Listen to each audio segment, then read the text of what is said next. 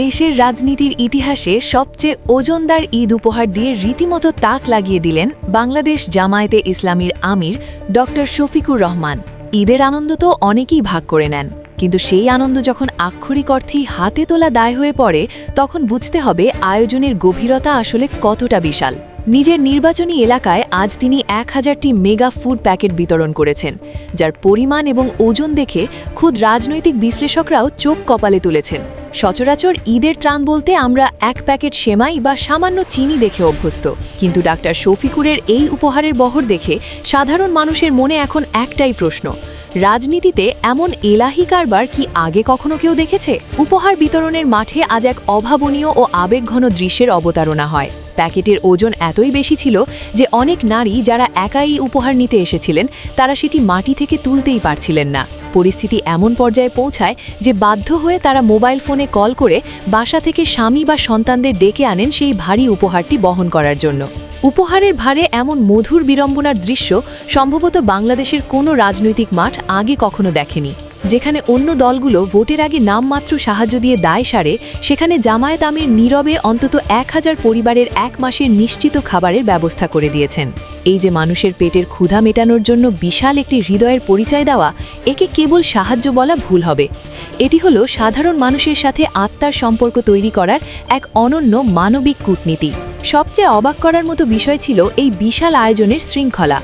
বাংলাদেশের সরকারি বা দলীয় ত্রাণের লাইন মানে যেখানে পুলিশি লাঠিচার্জ আর ধাক্কাধাক্কি, সেখানে 1000টি মেগা প্যাকেট বিতরণ হয়েছে কোনো প্রকার গোলযোগ ছাড়াই।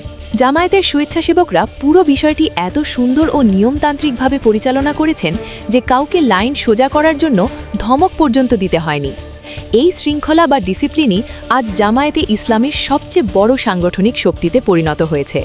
এলাকার চায়ের দোকান থেকে শুরু করে পাড়া মহল্লার সবখানে এখন একটাই আলোচনা যে মানুষের সেবা করতে হলে আসলে জামায়াত আমিরের মতো বড় মনের অধিকারী হতে হয়। ত্রাণ দেওয়া হয় অসহায়কে করুণা করে, আর উপহার দেওয়া হয় প্রিয় মানুষকে ভালোবেসে। ডক্টর শফিকুর রহমান আজ এই ছোট্ট একটি শব্দের পরিবর্তনে মানুষের হৃদয়ে জায়গা করে নিয়েছেন। তিনি এটিকে ত্রাণ না বলে উপহার হিসাবে প্রচার করে সাধারণ মানুষের আত্মসম্মানকে যে সম্মান দিয়েছেন, তা দেশি রাজনীতির নোংরা সংস্কৃতিতে এক বড় পরিবর্তন।